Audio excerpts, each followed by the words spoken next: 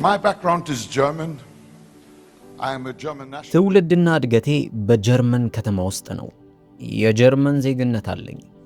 አያት ቅድመ አያቶቼ ይኖሩ የነበሩት በምስራቃዊው የጀርመን ክፍል ነበር። ሙሉ ቤተሰቤ ከእግዚአብሔር ጋር የነበረው ግንኙነት ሙሉ በሙሉ የተበላሸና እግዚአብሔርን የማያውቁ ነበሩ። አስታውሳለሁ አንድ ቀን ወጣት እያለሁ ስለ ቤተሰቦቼ ስመለከት እንዳለ ቤተሰቦቼ ከእግዚአብሔር ተቃራኒ የሆነ ስራና መጥፎ ድርጊት ላይ የተጠመዱ ነበሩ። ይህን ምለው ስለ ቅድመ አያት ነው። ታዲያ በዚህ ስለተገረምኩኝ አባቴን ሄድኩና ጠየቅኩት። እንዴት ነው እግዚአብሔር በቤተሰባችን ላይ ያለውን ቀንበር ሊሰብር የቻለው ብዬ ጠየቅኩት። ከዚህ በኋላ አባቴ የነገረኝ ታሪክ እጅግ በጣም ነበር ያስደመመኝ። እንዲህ አለኝ፣ በ1922 ዓመተ ምህረት ወንዱ አያት እጅግ በጣም ታሞ ነበር። ከህመሙ ውስጥ አንዱ የቆዳ መሳሳት ነበር። ምንም አይነት ነገር ሰውነቱን ሲነካው ይነዝረውና ያመው ነበር። ማንም ሰው እንዲነካው አይፈልግም ነበር። አይደለም ሰው ሊነካው ይቅርና ምናልባት የለበሰው ልብስ እንኳን ትንሽ ከተነቃነቀ እንደመቧጨር አይነት ስሜት ነበር የሚሰማው። እጅግ በጣም ያመዋል። በኃይለኛ መሰቃየት ውስጥ ነበር።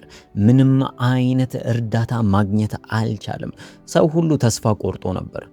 በዛ ጊዜ ልክ እንዳሁኑ የተራቀቀ የሕክምና መሳሪያ ወይም ደግሞ የሕክምና እውቀት አልነበረም። ስለዚህ ምንም ማድረግ አይችልም ነበር። በቃ ያለው አማራጭ ከህመሙ ጋር መኖር ነው። በዛ ላይ ደግሞ ኢየሱስን አያውቁትም ነበር። ቀን እየሄደ በመጣ ቁጥር የአያቴ ህመም እየጨመረና እየባሰ መጣ። ሙሉ ጎረቤት የሱን ጩኸት መስማት የዕለት ተዕለት ልማዱ ሆነ። ቀን ከሌት ሲጮህ ሲያቃስት ነበር የሚውለው።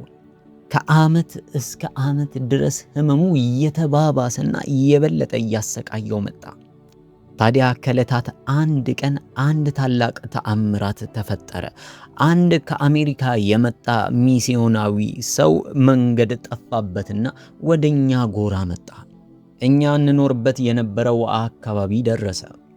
ታዲያ በሚገርም ሁኔታ ይህ ሰው ወደ ነበርንበት ስፍራ ሲመጣ በማማረርና መንገድ ጠፍቶኛል ጠቁሙኝ በማለት ፋንታ ወዲያውኑ ገና ከመግባቱ በዚህ ከተማ ውስጥ በጠና ታሞ ያለ ሰው አለ ብሎ በጉጉት ይጠይቅ ነበር።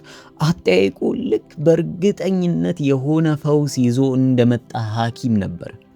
የአካባቢው ነዋሪዎች ወዲያውኑ አዎ እጅግ በጣም የተመመ ሰው አለ፣ ልክ በዚህ በነቦንኬ ቤት ውስጥ አንድ በጠና ታሞ ሞቱን የምንጠባበቀው ተስፋ ያጣ ሰው አለ ብለው ጠቆሙት። ታዲያ ይህ ሰው ወደዚህ ወደ ተባለው ቤት ገባ። ሉዊስ ግራፍ ይባላል። ወዲያውኑ በቤት ውስጥ እንደገባ የመጀመሪያ ያደረገው ስራ ወንጌልን መስበክ ነበር። ከዚህ በኋላ ወንዱ አያቴና ሴቷ አያቴ ጌታ ኢየሱስ ክርስቶስን እንደ ግል አዳኛቸው አድርገው ተቀበሉት። ከዚህ በኋላ ሉዊስ የተባለው ይህ ሚስዮናዊ እንዲህ ሲል ነገራቸው። መንፈስ ቅዱስ ወደዚህ ስፍራ የላከኝ ስራ ስላለው ነው። የእግዚአብሔርን ኃይል እንዳሳያችሁ ነግሮኛል አለ። ታዲያ ወዲያውኑ በድፍረት የወንድ አያቴን ቀኝ እጅ ያዘና ተነስና ተመላለስ ብሎ በድፍረት በተሞላው ድምፅና አንደበት ተናገረ። ወዲያውኑ ሰማያዊና መለኮታዊ የሆነ ኃይል በወንዱ አያቴ ላይ አረፈ። ወዲያውኑ ዘሎና እየተንቀጠቀጠ ከአልጋው ላይ ዘሎ ተነሳ። ልክ እንደ ተፈታች እምቦሳ መዝለል ጀመረ። ከዚህ በፊት በፍጹም የማያደርጋቸውን ነገሮች ማድረግ ጀመረ። በመገረምና በመደነቅ አያቴ ደጋግሞ ሰውነቱን ይነካ ነበር። በቀድሞ ይሰማው የነበረ ህመም የለም። በቤት ውስጥ የተደበላለቀና የተዘበራረቀ ስሜት ይሰማቸው ጀመረ። አያቴ ይዘላል፣ አንዴ ያለቅሳል፣ አንዴ ደግሞ ራሱን ደጋግሞ ባለማመን ይነካካ ነበር። ከባለቤቱም ጋር ሆነው አብረው ያለቀሱ ደስታቸውን ገለጹ። ይህንን የሚያክል ተአምራትም ቢደረግም ሚሽነሪው እንዲህ አላቸው፣ ገና አልጨረስኩም አለ። ገና መንፈስ ቅዱስን መቀበል ይቀራችኋል። ይህን ካለ በኋላ ያ ሚስዮናዊ ክርስቲያን ረጅም ትምህርት አላስተማራቸውም ነበር። ምክንያቱም ያ ሚስዮናዊ ጊዜ አልነበረውም። ወዲያውኑ እጁን ጫነባቸው። ሁለቱም ወዲያው ወደ መሬት ወደቁና በአዲስ ቋንቋ መናገር ጀመሩ። መንፈስ ቅዱስ ወዲያውኑ ወደ ሥራ ገባ። ሃሌሉያ! የእግዚአብሔር ስም ታላቅ ነው። ይህ ታሪክ ከተፈጠረ ከ18 ዓመት በኋላ ነበር የተወለድኩት። በዚህ ሰዓት አያቶቼና አባት እናቴ በክርስትና እምነት ውስጥ የጸኑ በኢየሱስ ክርስቶስ የሚያምኑና አገልጋዮች ነበሩ። በዛ ሚስዮናዊ ክርስቲያን አማካኝነትና እግዚአብሔር ለቤተሰቡ ባደረገው ፈውስ ምክንያት እጅግ በጣም ጠንካራ የሆኑ የሚስዮናዊ ቤተሰብ ውስጥ ለመወለድ ቻልኩ። የእግዚአብሔር እጅ ለተአምራትና ለድንቅ አጥሮ አያውቅም። እግዚአብሔር አምላክ ያኔ በቤተሰቤ ውስጥ ያደረገው ድንቅና ተአምራት አሁን ይህንን በምትሰሙም ላይ ይሆንላችኋል። ሃሌሉያ! ታዲያ ያደግኩት እግዚአብሔርን በሚፈራ ቤተሰቦች መካከል ነበር። አባቴ አገልጋይ መጋቢ ነው። እኔ የእውነተኝነት ክርስትናን ያወቅኩት ወይም ጌታ ኢየሱስ ክርስቶስን እንደ ግል አዳኝ አድርጌ በራሴ የተቀበልኩት የ9 ዓመት ልጅ ሳለው ነው። አስታውሳለሁ በ10 ዓመቴ መንፈስ ቅዱስ ለመጀመሪያ ጊዜ አወራኝ። አንድ ቀን በአፍሪካ ውስጥ ወንጌልን ይዤ እንደሚሄድ መንፈስ ቅዱስ ተናገረኝ። ከዚህ በፊት አፍሪካ ሄጄም ለመሄድም ሐሳቡ ኖሮኝ በፍጹም አያውቅም ነበር። በተለይም ደግሞ እኔ በምኖርበት በሰሜናዊው የጀርመን ክፍል ማንም አፍሪካዊ አልነበረም። ምንም አይነት ጥቁር ሰው አልነበረም። ስለዚህ ለኔ አፍሪካ ማለት ባዕድ የማላቀው አገር ነው። የሚገርማችሁ ነገር የመጀመሪያው አፍሪካዊን ሰው እንኳን ያየሁት በ19 ዓመቴ እሱንም ኢንግላንድ ለአገልግሎት ስመጣ ነው። ታዲያ ይህንን ጥቁር ሰው እንዳየሁት እጅግ በጣም ተገርሜና ተደስቼ እየሮጥኩኝ ወደሱ ሄድኩና አንድ ነገር ለመንኩት። እባክህ አብሬ ፎቶ መነሳት እችላለሁ ብዬ ጠየቅኩት። እግዚአብሔር ይመስገን እሱም አልጨከነብኝም። ያንን ፎቶ ተነሳው። ይህ ጥሪ ማለትም ወደ አፍሪካ የመሄዱ ጥሪ ሙሉ በሙሉ የእግዚአብሔር ነበር። ከዓመት በኋላ እግዚአብሔር አምላክ በመንፈስ ቅዱስ ሞላኝ። ታዲያ በወጣትነት ዕድሜ የእግዚአብሔር እጅ አቅጣጫን እያሳየኝና ወዴት መሄድ እንዳለብኝ እያሳየኝ ሄድኩ። ከዚህ በኋላ እግዚአብሔር ረድቶኝ የመጽሐፍ ቅዱስ ትምህርት ቤት ልማርና ልጨርስ ቻልኩኝ። በስተመጨረሻም እግዚአብሔር ባቀደው ቀንና እግዚአብሔር ባዘጋጃት ቀን ላይ ወደ አፍሪካ ለመሄድ ቻልኩ። ታዲያ ለመጀመሪያ ጊዜ እግሮቼ የአፍሪካን አህጉር ሲረግጡ ያልጠበቅኩትን ነገር ተሰማኝ። ለካስ አፍሪካ ቀላል የሚባል ስፍራ አልነበረም። እጅግ በጣም ከባድ ነበር። ማንም ሰው እኔን ሊሰማኝ ፈቃደኛ አልነበረም። ታዲያ አንድ ነገር ይሰማኝ ነበር። ለካስ አፍሪካ እኔን እየጠበቀች አልነበረም። አንዳንድ ጊዜ አስቡት፣ ከጀርመኒ ወደ አፍሪካ ተጉዤ ማለትም ከአህጉር ወደ ሌላ አህጉር ተጉዤ የሚሰማኝ የነበረው በጣት የሚቆጠሩ ልክ እንደ 5 ወይ 6 ሰዎች የሚያክሉ ነበሩ። ያን ሁላ መንገድ ተጉዤ 5 እና 6 ሰው መስበክ ትንሽ ይከብድ ነበር። በጣም አዘንኩኝ። የጠበቅኩትን አላገኘሁም።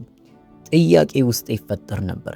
የታለ እግዚአብሔር የሚያደርጋቸው ድንቅና ተአምራት እያልኩኝ ጥያቄ ይፈጠርብኛል። ታዲያ በዚህ ሁሉ ግራ መጋባት ውስጥ ሆኜ አንድ ምሽት በራእይ ተኝቼ ሳለ ሙሉ የአፍሪካን አህጉር ካርታ ተመለከትኩኝ። የአፍሪካ አራቱም አቅጣጫ ነበር እየታየኝ። ከግራ እስከ ቀኝ ከላይ እስከ ታች ድረስ ያለው አቅጣጫን አየው። እያንዳንዱን አገሮች ተመለከትኩ። ከዚህ በኋላ የዚህ የአህጉር ካርታ ላይ በድንገት ያ ቅዱሱና ታላቁ የሆነው የኢየሱስ ክርስቶስ ደም ሲፈስ አየሁት። ከዚህ በኋላ አንድ ድምፅ ሰማው። ይህ ድምፅ የራሱ የመንፈስ ቅዱስ ድምፅ ነበር። አፍሪካ ትድናለች የሚል ጠንካራ ድምፅ ወደ እኔ መጣ። ይህ ድምፅ ጠንካራና ጥርት ያለ ገናና ነበር። አፍሪካ ትድናለች። እኔም ይህንን ድምፅ እንደሰማሁ ዘልዬ ከተኛውበት አልጋ ተነሳው። ባየሁት ነገር እጅግ በጣም ተገረምኩኝ።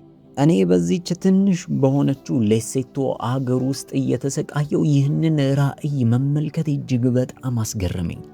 5 ሰዎችን እያገለገልኩኝ አንድ አህጉር ሙሉ መዳኑ ያስገርመኛል። ለካስ እግዚአብሔር በሚያሳልፈኝ መንገዶች ላይ በሙሉ የራሱ የሆነ ዕቅድና ዓላማ ነበረው። እኔም ልክ ከእግዚአብሔር ዕቅድ ጎን ለጎን የራሴን ዕቅዶች እያስቀመጥኩኝ ነበር። ያ ደግሞ ከእግዚአብሔር ጋር መጋፋት ነበር። እኔ ግን አልተረዳውም ነበር። ወዲያውኑ ይህንን ራእይ ባየሁበት ሰሞን ከሌሴቶ ወጣሁና ወደ ሳውዝ አፍሪካ ገባው። በሳውዝ አፍሪካ ትንሽ ከቆየው በኋላ ወደ ቦትስዋና የመጀመሪያ ስብሰባዬን ለማድረግ አቀናው። የመጀመሪያውን የወንጌል ክሩሴድ ለማዘጋጀት ወደ ቦትስዋና ሄድኩ። ከዚህ በኋላ የተፈጠረውን በአጭሩ ስነግራችሁ በዛ ስፍራ የተዘጋጀው ፕሮግራም እጅግ በጣም አስደነገጠኝ። የሚገርመው በቦትስዋና ይህን ፕሮግራም ሳዘጋጅ አንድ ቤተ ክርስቲያን ብቻ ነበረ ከኔ ጋር ሊተባበር የፈለገው። እርሱም የዚህ ቤተ ክርስቲያን መጋቢ የነበረው ሰው 40 ምዕመኖች ብቻ እንዳሉትና ከ40 ውስጥም ያው ሊቀሩ እንደሚችሉ ሳስብ እጅግ በጣም ደነገጥኩ። ትልቅ ፕሮግራም በአንድ ሀገር ላይ ለማዘጋጀት እያሰብኩኝ ባለ 40 ምዕመን ብቻ ያለው አንድ ወንጌላዊ ሰው እንደሚችል ብቻ ነበር የነገረኝ። ታዲያ ዲያብሎስም መጥፎ ነገሮችን ያሳየኝ ጀመር። 40 ሰው በአንድ ግዙፍ ስቴዲየም ውስጥ ቁጭ ብሎ ሲማሩ አየኋቸው። እጅግ በጣም አዘንኩኝ። ይህ ትልቅ ውርደት ሊሆን ይችላል። ምክንያቱም ትልቅ ግዙፍ ስቴዲየም ተከራይታችሁ አስቡት፣ 40 ሰው ብቻ ሲታደም። ይባስ ብሎ ይህ ፈቃደኛ የነበረው መጋቢ ስቴዲየም የሚያክል ስፍራ ምን ያደርግልሃል? ለምን የኔ ቤተክርስቲያን ውስጥ መጥተ እነሱን አታስተምራቸውም? አለኝና የበለጠ ቅስሜን ሰበረው። እኔም መልሼ ተናገርኩት፣ እግዚአብሔር ተናግሮኛል። በዛ አገር ውስጥ ያለውን ስቴዲየም መከራየት እንዳለብኝ እግዚአብሔር ተናግሮኛል። ታዲያ እግዚአብሔር ረድቶኝ የመጀመሪያው በዛ ስፍራ በዛ ስቴዲየም ውስጥ ያዘጋጀሁት ፕሮግራም ላይ 100 የሚያክሉ ሰዎች ታደሙ። ይህ ነገር ለኔ ቀላል አልነበረም። ምክንያቱም 40 ሰው ጠብቃችሁ 100 ሰው ሲመጣላችሁ እጅግ በጣም የሚያስደስት ነገር ነው። ቁጥሩን እንዴት አወቅ ካላችሁኝ፣ እኔ እርግጠኛ ነኝ ቢያንስ ከ5 ጊዜ በላይ የሰዎቹን ቁጥር ብዛት ቆጥሬ ነበር። ምክንያቱም ለኔ ይህ ብርቅና አዲስ የሆነ ነገር ነበር። አንዴ ከግራ ወደ ቀኝ ቆጥራቸዋለሁ፣ ሌላ ጊዜ ደግሞ ከቀኝ ወደ ግራ ቆጥራቸውና እደሰት ነበር። በፕሮግራሙ ላይ መጽሐፍ ቅዱሴን አወጣሁና መስበክ ጀመርኩ። የሚገርመው ነገር ይህ ነው። ልክ እየሰበኩኝ ወደ 10 ደቂቃ ገደማ ከተጠቀምኩኝ በኋላ በድንገት አንድ ሰው ብድግ ብሎ ተነሳና ተፈውሻለሁ እያለ መጮህ ጀመረ። ይህን ስሰማ ለራሴ እጅግ በጣም ተገረምኩኝ። ምክንያቱም ገና ስለ ፈውስ እንኳን አልሰበኩም ነበር። ከዚህ ነገር ውስጥ አንድ ነገር ተማርኩኝ። አያችሁ፣ ኢየሱስ ክርስቶስ የራሱን መንፈስ ቅዱስ የራሱን አገልግሎት ለመጀመር የእናንተን አሰልቺና ረጅም የሆነውን ስብከት አይታገስም። እግዚአብሔር አምላክ በዛ ስፍራ ለሚታደሙ ሰዎች የራሱ የሆነ ፕሮግራም አለው። ነገሩ ግዴታ በእናንተ ፕሮግራም መልኩ መሄድ የለበትም። ያኔ ያንን ድንቅና ተአምራት ያደረገው እግዚአብሔር ዛሬ በእናንተ ሕይወትም ላይ ድንቅና ተአምራትን ያደርጋል። ገና በመጀመሪያው ቀን ምሽት ባደረግነው ፕሮግራም ላይ 4 ሰዎች ፈውሳቸውን አገኙ።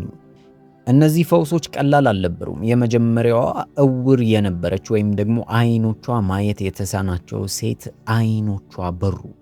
በመቀጠል ደግሞ እግሮቹ ሽባ ሆኖ ለብዙ ዘመናት የኖረ ሰው መንቀሳቀስ ጀመረ። በጥቂት ቀናቶች ውስጥ ያቺ 100 ሰው ብቻ የያዘው ስቴዲየም ጢም ብሎ ሞላ። እግዚአብሔር ገና በመጀመሪያ ባደረኩት ክሩሴድና ፕሮግራም ላይ ብዙ ነገሮችን እንዳይ እይታዬን እንዳሰፋና እንድማር አድርጎኛል። ታዲያ በክሩሴድ ጊዜ ላይ ወይም በፕሮግራሙ ጊዜ ላይ አንድ የሚያስደንቅ ነገር ተመለከትኩኝ። በአንድ ጊዜ ከ3000 በላይ የሚያክሉ ሰዎች እያለቀሱ በእንባ ጌታ ኢየሱስ ክርስቶስን እንደ ግል አዳኛቸው አድርጎ ለመቀበል ተሽቀዳድመው ሲሮጡ አየሁኝ። ሰዎች መዳንን ፈልገው ሲያነቡ ተመለከትኩኝ። እንደዚህ ያለ ነገር ስታዩ የመንፈስ ቅዱስ ሥራ ብቻ እንደሆነ ልታውቁ ይገባል። አያችሁ፣ መንፈስ ቅዱስ ማለት ዋናውና አለቃ የሆነው ወንጌላዊ ነው። አያችሁ፣ በማንኛውም ጊዜ መንፈስ ቅዱስን ወይም ደግሞ ወንጌልን በምንሰብክበት ጊዜና መንፈስ ቅዱስን ከሰዎች ጋር በምናስተዋወቅበት ጊዜ መንፈስ ቅዱስ በስራ ላይ ይሆናል። አያችሁ፣ መንፈስ ቅዱስ ማለት የተሰበከው የእግዚአብሔር ቃልና የወንጌሉ እጅ ነው። ታዲያ በቀጣዩ ቀን መንፈስ ቅዱስ አንድ ትእዛዝን ነገረኝ። ነገ በመንፈስ ቅዱስ ስለመጠመቅ አስተምረህ ለሕዝቤ እንድትጸልይላቸው እፈልጋለሁ አለኝ። እኔም ገና ጀማሪ ነኝና መከራከር ጀመርኩኝ። ጌታ ሆይ፣ ይህ እኮ ልክ ሰዎች ለጸሎት በጌታ የበረቱ ሰዎች ለጸሎት ሲሰባሰቡ የሚደረግ ትምህርት እንጂ በስቴዲየም ውስጥ ለክሩሴድ የሚዘጋጅ ትምህርት አይደለም ብዬ ተናገርኩ። አያችሁ፣ እግዚአብሔር አንድ ነገር ሲያዛችሁ ድጋሚ ልታስቡበት አይገባም። ምክንያቱም እግዚአብሔር ሐሳብ የሚቀያየር አምላክ አይደለም። አንድ ነገር ከተናገረ ወዲያውኑ ልታደርጉት ይገባል። የትኛውም ቤተ ክርስቲያን፣ የትኛውም ሰው ከእግዚአብሔር ቃል በላይ ትልቅ ሊሆን አይችልም። አስተሳሰባችንን ከእግዚአብሔር አመለካከት ጋር ልናሰልፈውና አብረን ልናዋህደው ይገባል። ያኔ መንፈስ ቅዱስ እንዴት እያነሳችሁ እንደሚሄድ በደንብ መመልከት ትችላላችሁ። እግዚአብሔርን መታዘዝ ስትጀምሩ የእግዚአብሔር ክብር በእናንተ ላይ ማረፍ ይጀምራል። ታዲያ ከመጀመሪያው ክሩሴዴ በኋላ በሁለተኛው ክሩሴድ ላይ 30,000 የሚያክል ሕዝብ ወደ ስቴዲየም መጣ። የመጀመሪያ ክሩሴዴ በሩዋንዳ ነበር። ይሄኛው ደግሞ በኬፕ ታውን ሳውዝ አፍሪካ ውስጥ ነው። ለመጀመሪያ ጊዜ 30,000 ሰው ስቴዲየም ውስጥ ሞልቶ አየው። አስታውሳለሁ። ይህንን ስመለከት እጅግ በጣም ከመገረሜና ከመደሰቴ የተነሳ ባለቤቴን ጠራኋትና ይመስለኛል ይሄ የእግዚአብሔር የመጨረሻው ክብሩ ነው አልኩ። ይህን በተናገርኩበት ቅጽበት ግን መንፈስ ቅዱስ ሲገስጸኝ ተሰማው። እግዚአብሔር ማብቂያና መዳረሻ የለውም አለኝ። እግዚአብሔር በፍጹም መጨረሻ የለውም። የኛ አምላክ በፍጹም ገደብ አይይዘውም። ታዲያ በቀጣዩ ክሩሴድ እግዚአብሔር እኔን ማስደመሙን አልተውም ነበር። ምክንያቱም በሶስተኛው ክሩሴድ ላይ ከ150,000 ሰዎች በላይ ተገኙ። ይህ ቁጥር ለኔ የሚቻልና የሚደረስ እንኳን አይመስለኝም ነበር። ይባስ ብሎ እግዚአብሔር ከተማዎችን ያናውጥ ጀመረ። የተለያዩ ሰዎችን በየከተማው ማስነሳት ጀመረ። ከዚህ በኋላ መዳረሻዬ የነበረውና የመንፈስ ቅዱስ ምሪት የነበረው በናይሮቢ ኬንያ ኡሁሩ ፓርክ እንድገኝ ነበር። በዚህም ጊዜ የእግዚአብሔር ታምራት አላበቃም ነበር። 200,000 ሰዎች ተገኙ። ይባስ ብሎ የከተማው ከንቲባ ሳይቀር ተገኘ። አስታውሳለሁ፣ ፕሮግራሙ ከመደረጉ ከ1 ሰዓት በፊት ፕሮግራሙን የሚያቀናጁ ሰዎች አስጨንቀውኝ ነበር። የከተማው ከንቲባ እየመጣ ነው፣ እባክህ ሬናልድ ቦንኬ አንድ ነገር አድርግ አሉኝ። እኔም ነገርኳቸው፣ እንዲመጣ እጅግ በጣም እንፈልጋለን፣ ደስ ይለናል። ነገር ግን ለሱ ተብሎ የተዘጋጀ የተለየ ወንበር የለም አልኩ። ምክንያቱም የሚመጣው ሰው በሙሉ ይቆም ነበር። በኋላ እነሱ ግራ ቢገባቸው በቃ አታስብ፣ የራሱን ወንበር ይዞ ይመጣል አሉ። ታዲያ የከተማው ከንቲባ ባየው ነገር እጅግ በጣም ተማርኮና ተደስቶ ነበር። ስለዚህ አንድ ነገር አደረገ። እያንዳንዱ የሀገሪቱ ቻናሎች መጥተው እኔ የምሰብከውንና ይህንን ፕሮግራም ላይቭ በየቻናሎቻቸው እንዲያስተላልፉ አደረገ። ይህ የበለጠ ከዛ ስቴዲየም ውስጥ ካሉት 200,000 ሰዎች በላይ ተደራሽ እንደሆነ አደረገኝ። በኋላም ናይሮቢ ኬንያ ከጨረስኩ በኋላ ደግሞ ወደ መሃል አፍሪካ ወደ ናይጄሪያ እግሬ አመራ። ናይጄሪያዎችን እጅግ በጣም ነው የምወዳቸው። በናይጄሪያ አንድ ካዱና ተብላ በምትጠራ ስፍራ ውስጥ አረፍኩ። በዚህ አገር ላይ በሕይወቴ ለመጀመሪያ ጊዜ 500,000 ሰዎችን ማገልገል ቻልኩ። ማመን አልቻልኩም ነበር። ግማሽ ሚሊዮን ሕዝቦችን አገለገልኩ። እውነትም እግዚአብሔር ልክ እንደ ቃሉ አፍሪካን በደሙ እያጠባት ነበር። የሚገርመው ግን ይህ ብቻ አይደለም። የእግዚአብሔር ድንቅና ተአምራት በዚህ ብቻ አይገደብም። በአንዱ የክሩሴድ ምሽት ላይ ጌታ ኢየሱስ ክርስቶስን እንደ ግል አዳኝ አድርገው መቀበል የሚፈልጉ ሰዎችን ጥሪ ሳደርግ የክሩሴድ ወይም ደግሞ በዛ ስፍራ ላይ ከነበሩ ሰዎች 90% የሚያክሉት እጃቸውን ከፍ አድርገው አወጡ። በጣም ደስ አለኝ። አስታውሳለሁ የዛን ምሽት ፕሮግራማችንን ጨርሰን ከነበሩት ከኔ ጋር የመጡት የቡድን አባሎች ጋር እራት ልንበላ ተሰብስበን በቃ ምግብ እንኳን አልበላ አለኝ። ምክንያቱም በመንፈስ ጠግቤ ነበር። ከዚህ በላይ የማየው ያለ አልመሰለኝም። ታዲያ አብረውኝ ለሚያገለግሉ ሰዎች እንዲያልኳቸው አሁን የሚሰማኝን ስሜት ልንገራችሁ።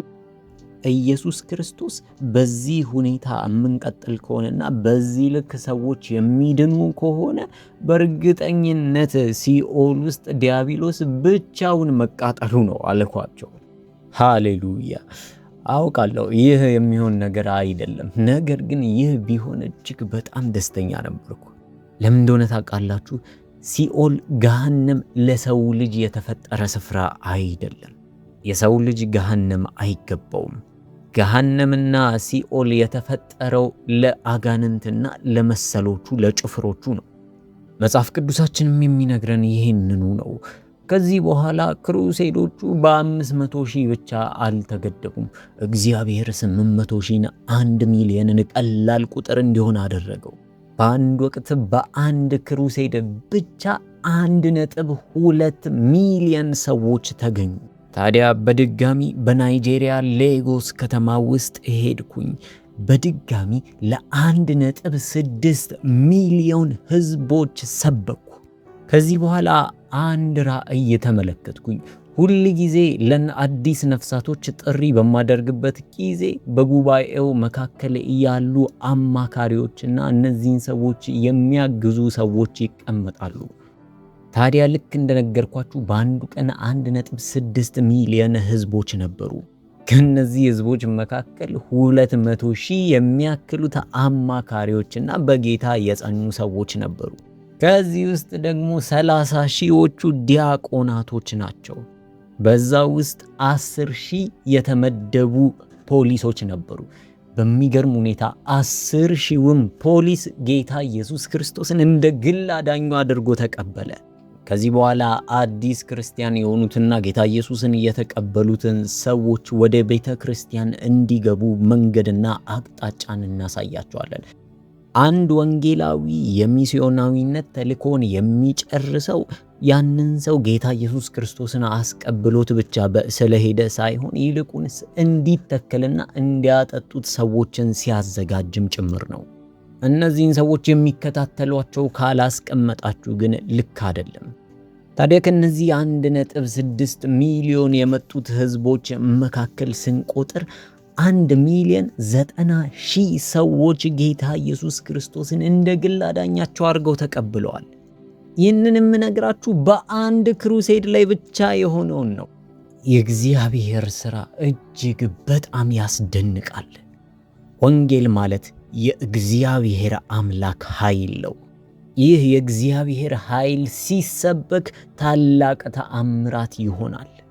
አንድ ሰው እንዲህ ብሎ ጠየቀኝ፣ ለምንድን ነው መጽሐፍ ቅዱሳችሁን ስትሰብኩ ይህ መልካሙ ዜና ነው ብላችሁ የምትናገሩት አለኝ። እኔም መለስኩለት፣ ይህ መልካም ዜና ሲሰበክ በሕይወት ላይ መልካም ዜና መሆን ይጀምራል አልኩ። አያችሁ፣ የእግዚአብሔር ተአምራት አሁን ከነገርኳችሁም በላይ ሆኖ አይቻለሁ።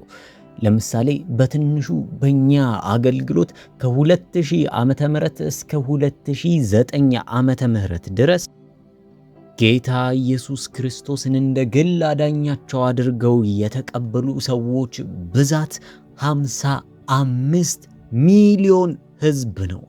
እግዚአብሔር በከባዱ ተአምራቱን አሳይቶናል። አንድ ሀገር መሆን የሚችል ሕዝብ ተመዝግቦ ጌታ ኢየሱስ ክርስቶስን እንደ ግል አዳኙ አድርጎ ተቀብሏል። 55 ሚሊዮን። አሁን ይህን ለምታዳምጡ አንድ ነገር ላካፍላችሁ እፈልጋለሁ። የእግዚአብሔርን መንፈስ እንድትራቡትና እንድትጠሙት እፈልጋለሁ።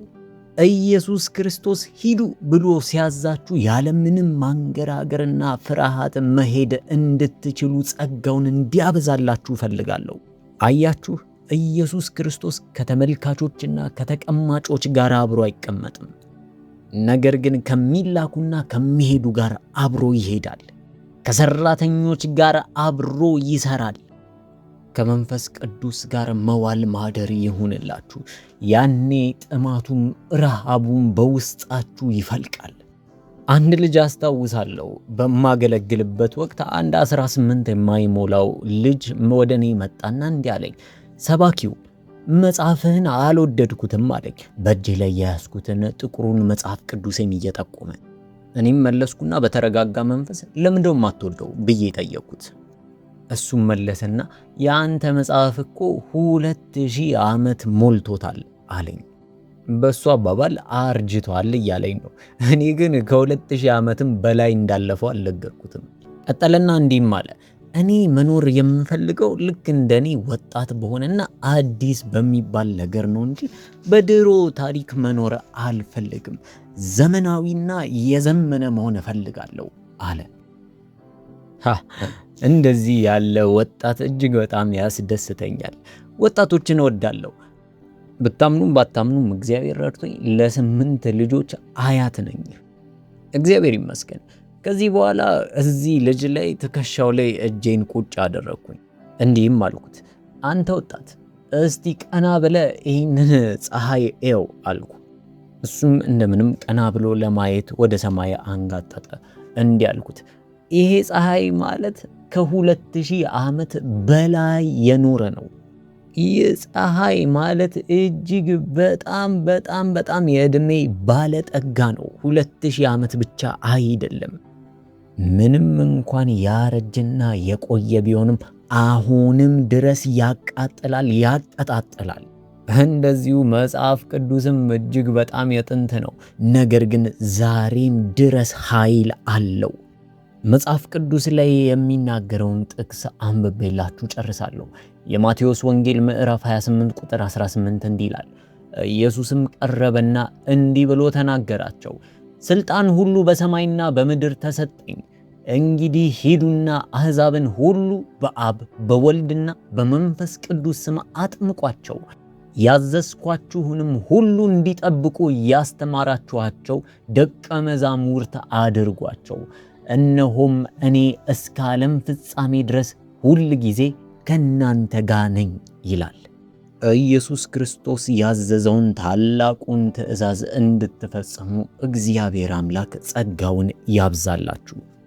አያይዘን አንድ የሚያሸልም ጥያቄ ልንጠይቃችሁ እንወዳለን። የወንጌላዊ ሬንሃልድ ቦንኬ የሚኒስትሪ ወይም የአገልግሎት ስም ማን ይባላል? ከታች ባለው የኮሜንት ሴክሽን ላይ አሳውቁን። አንድ ሰው መርጠን እንሸልማለን። ስላዳመጣችሁ ተባረኩ።